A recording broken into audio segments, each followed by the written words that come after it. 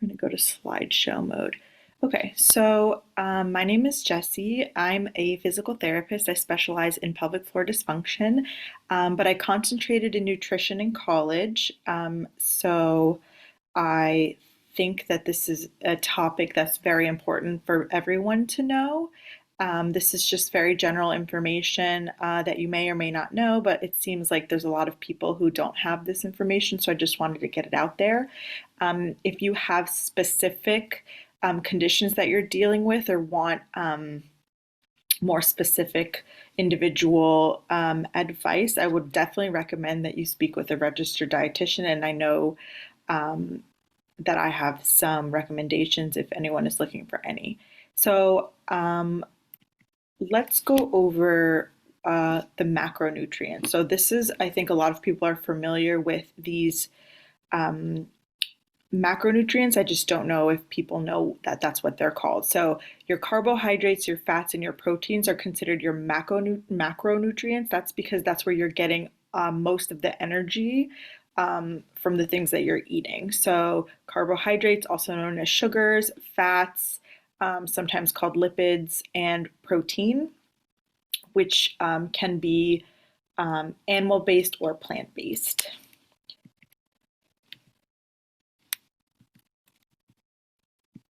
So for carbohydrates, which are also called sugars, there's two different types. So we have complex carbohydrates and simple carbohydrates.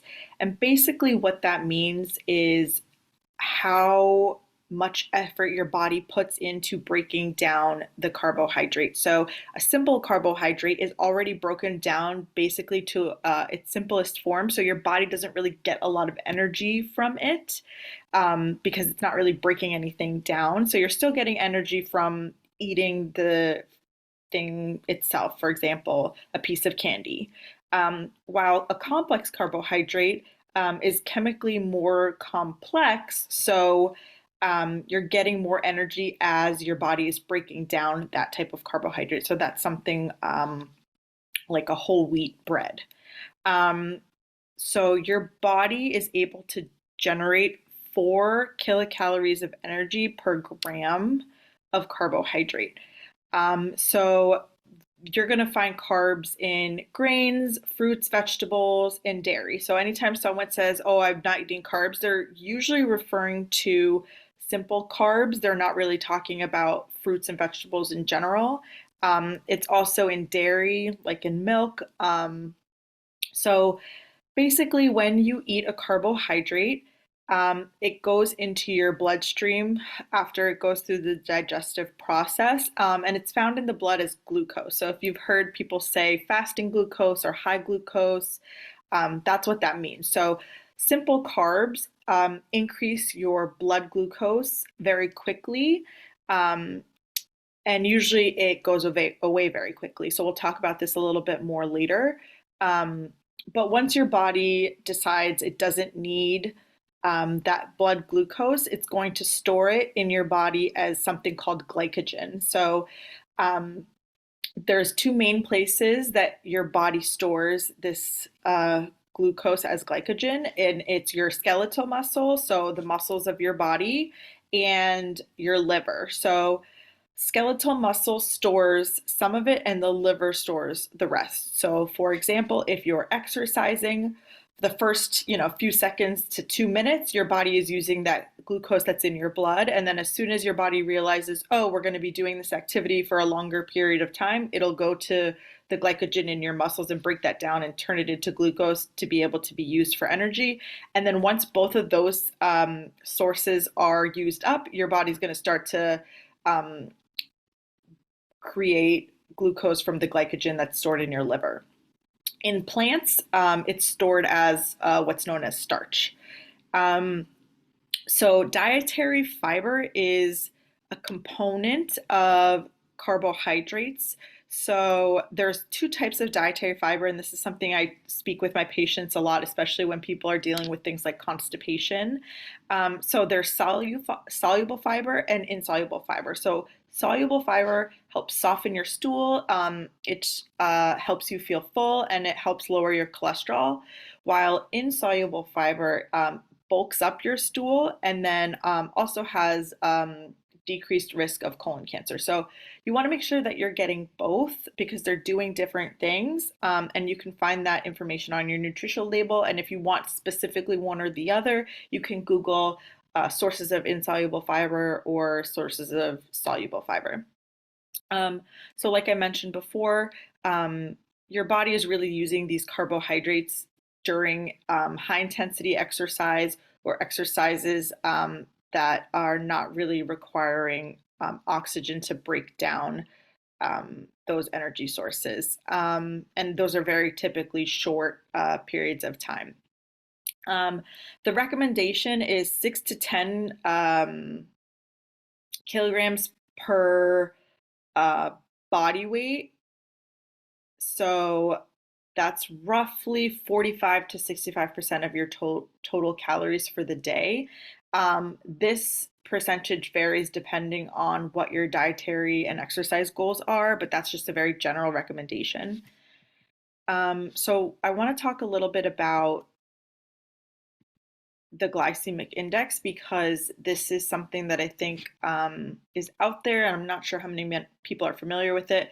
But the glycemic index is referring to how quickly a food increases your blood glucose levels. So it's on a scale of 0 to 100. So something that's low on the glycemic index is going to take longer to break down, and it's going to kind of stay in your blood system a little bit longer. So it's going to help you feel fuller, and you're not going to get like any weird symptoms like sugar rush is more of like a high glycemic index food, like a piece of candy.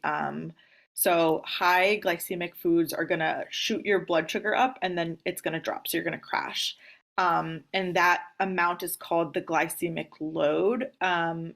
So you can look up foods that are low on the glycemic index, or you can just see what different foods where they fall on this scale, and that can be very valuable for planning for what to eat, maybe before you exercise or after you exercise. So it's just information. Nothing is really good or bad. It's just about knowing how it affects your body and being effective with your choices. So next I want to talk about fats a little bit. So like I said, these are also called lipids. So the most important thing about fats, I know everybody hates fats and doesn't want to eat them, but it's essential for building your cells. So um, for example, the stuff it's called myelin that wraps around your nerves that helps conduct electrical impulses is built out of fats, and also our cell membranes have fats in them. So it's important to eat fats. It's just about making sure that you're eating the right kinds of fats and also the right amount. So they're found in things like butter, oils, meat, and they're stored in your body as triglycerides. So triglyceride might be a familiar word to you because it might come up on your blood panel. The main thing that's super important to know about fats is that your body gets 9 kilocalories of energy per gram. So that's a lot of potential energy in that type of food. But also, if you're eating a lot of fats and you're not expending that energy, then that's going to get stored in your body. And that can lead to things like being overweight. So your body uses fats at rest along with carbs, but also during prolonged energy expenditure. So let's say you're going to go on a really long run, your body is going to run out of those carbohydrate sources and it's going to switch to fats because that's more efficient. So that's called an aerobic activity because your body needs to use oxygen in order to break down these fats. And it doesn't necessarily need oxygen in order to break down carbohydrates. So your fats can be stored subcutaneously, so under your skin. So that's good for insulation. And then also it can be stored like around your organs, which is good for protecting your organs, but also that can lead to a lot of negative health things in the future. For example, women tend to store a lot of their fat subcutaneously, like around the hips and the low belly and the butt, while men tend to store their fat a little bit more in the center of their body, around their organs, which can be bad, especially if it's excessive. And the goal here is 20 to 35% of your total calories in your diet. So obviously, again, that depends on what your goals are. There's a lot of diets out there that uh, encourage high fat intake. So it's just important, like I said, to make sure you're making smart choices and understanding how your body is using that energy. So I wanted to talk about saturated and unsaturated fats because that's a word I think that's out there a lot, and I'm not sure if everybody knows what it means. So a saturated fat is solid at room temperature. So a good example is butter. And this is considered the bad fat because it can block blood vessels and it can raise your cholesterol. So I think in the past it was believed that eating cholesterol would raise your cholesterol levels, but they've learned that it's actually eating the saturated fats that raises the cholesterol. So something that I learned in school, which I thought was really interesting, was that cholesterol is made in the liver, and all animals make cholesterol. So any animal product is going to have cholesterol in it. Um, Unsaturated fats, there's two different kinds, monounsaturated and polyunsaturated. It doesn't really matter that much, but basically, unsaturated fats are liquid at room temperature. So a good example of this is olive oil. These do not block the blood vessels, so this is a better choice. It's better to cook with olive oil compared to butter. A process that some manufacturers or producers do is something called hydrogenation. So what they do is they are taking an unsaturated fat and they're turning it into essentially a saturated fat. So that's what's called a trans fat. And then this unsaturated fat, technically it's an unsaturated fat, but it starts to take on the properties of the saturated fat. And therefore it's now unhealthy. So a good example of that is margarine. Um, and trans fats tend to be in processed foods, and it's really best to avoid trans fats as much as you can. So for protein, protein is made up of small things called amino acids. And so there's different types of amino acids. There's essential amino acids and non-essential amino acids. So when you eat a non-essential amino acid, it's an amino acid that your body can create or make on its own, versus an essential amino acid is an amino acid that you have to eat because your body doesn't make it. So in general, if you eat dairy and meats, you're going to be getting all of these amino acids. What I think is important to know is that it's not a very big source of energy at all. It's used a lot more for growth and repair. So, for example, if you're pregnant or you're healing from an injury or you're a child and you're growing or you're trying to build muscle, that's when protein is going to come in a lot more. But for the general population, you really only need 12 to 15% of your calories from protein. Obviously, athletes, especially if you're building muscle, need more, and those protein percentages actually depend on the type of athlete you are, like an endurance athlete versus, like a bodybuilder.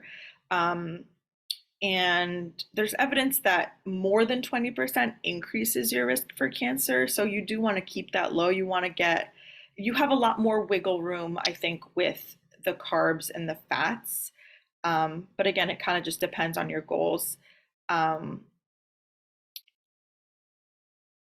Something that I just want to mention is that protein um, from animal sources will have both types of amino acids, while let's say you're eating a plant-based diet, you will be able to get the amino acids that you need, but you might not get that from one source alone. So a very good example is if you eat rice alone or beans alone, you are not going to get all of the amino acids you need. But if you eat those foods together, you will get all of the amino acids that you need. So that's complementary. That's a complementary food. So it's possible, um, but that's just something to keep in mind, especially like if you're gonna be a vegan or have a plant-based diet. So water is technically another macronutrient. Our body is mostly water, and our skeletal muscle is majority water. So something that I think is just interesting to keep in mind is that most of the water that you um, get is from drinking. So whether it's, a soda or tea or, coffee, like that water counts. But some of your water intake does come from food. So there's certain fruits and vegetables that are high in water. So for example, a cucumber, a watermelon. So some water does come from foods, but you're definitely need to be drinking enough fluids to be able to get that water that you need. When your body breaks down fats, water is a byproduct. But keep in mind that we're constantly losing water through things like urination, um, defecation, and sweating. So if it's a hotter day out in the summer, you're going to need to drink more because you're sweating more. Or if you're exercising a lot, you're going to need to drink more water to make up for that. Another really good example is if you're breastfeeding, like you're losing a lot of liquid, so you need to be drinking a lot more to make up for that. I just want to touch on micronutrients. So these are things that aren't going to necessarily give you energy, but you get them from your diet, and it's important for a body process. So vitamins, you're going to be eating your vitamins like through vegetables and foods, and you need them for specific processes in the body. So there's water soluble vitamins like the B vitamins and vitamin C. Those are hard to overdo because if you eat more than what you need, you're just gonna pee it out or sweat it out. Um, Versus fat soluble vitamins like A, D, E, and K, you can overdo. So it's just important to kind of make sure that you have the dosing that you need for your diet, and be safe about that. Minerals are broken up into major and minor categories. So a major mineral, you need more than 100 milligrams per day. So a good example of that is calcium. A minor mineral is less than 100 milligrams a day, so zinc or iron. And these are important for structural, electrical, and chemical processes in the body. Um, and these are things that are typically supplemented, but you definitely can get them from your diet. And the other thing that I think it's important to know is that these vitamins and minerals, your body, the amount that you take in is not necessarily the amount that's available for your body to use. So that's something to look into, especially if you're like, what? So that's called bioavailability. So different vitamins and minerals have different bioavailabilities. Um, for different foods, there's two different processes. So when you buy a food that has the label enriched, that means that when the food was processed, it lost its nutrients, and so they had to put them back in. If you see something that says fortified, or fortification is when there's a food and they add something that wasn't there originally. So in my opinion, fortification tends to be a little bit better than enrichment. A lot of like cereals tend to be enriched. Um, so that's just being aware of what those words mean when you're buying something, I think can be helpful. And I want to go over a nutrition label. So this is an example of a label you would see on a product. So this label is based on a 2000 calorie diet. So obviously you can be eating more or less than 2000 calories. And like I said, you're going to adjust those percentages. But when you look at a nutrition label on a product, it's going to be based on this 2000 calorie diet. So if you look at the ingredients on your label, they're going to be listed in descending order based on weight. So, for example, if sugar is listed as an ingredient and it's at the top of the list, you know that there's a lot of sugar in that product. And then you same if you see an ingredient all the way at the bottom or at the end, that means that there's very little of that. So that's also something to keep in mind because they can say, oh, there's this, that, and the other thing in this product, but you can turn it around and look at the label and see how much of those ingredients are actually in that product. If a product is labeled as low fat, that is defined as 3 grams of fat or less per serving. Um, and typically, the label will have two different columns. One will be per serving, the other will be for the full fat package. So just keep that in mind. Um, technically, a food that's low in saturated fat is less than 1 gram or 1 gram or less. And you really, like I said, want trans fats to be 0. So I would just put that item back if that says that. An item that's considered low sodium is 140 milligrams or less. So just to keep in mind, we need around 1100 to 3300 milligrams of salt, sodium a day. 1 teaspoon is roughly the equivalent of 2000 milligrams. So um, most Americans are consuming more than double that amount. So, and that can lead to things or exacerbate things like hypertension. So that's just very important to keep in mind. Um, technically, if the carbohydrate is labeled more than 24 grams, that's considered a high sugar food. And just to equate, 1 teaspoon is equal to 4 grams of sugar. So just to have like a visual. The nutrition, like food, is regulated by the FDA, but dietary supplements, so your vitamins and your minerals, are not considered a food product. So there's not a lot of regulation. So just be careful with where you get your supplements from because you don't know what's actually in that product all the time, and that can be dangerous. And that's it. So, like I said, if anyone has any questions, please feel free to email me, or you can post a comment and I will either give you an answer or direct you to someone who would have that answer. Um, yeah, thank you. So I'm going to stop sharing my screen and then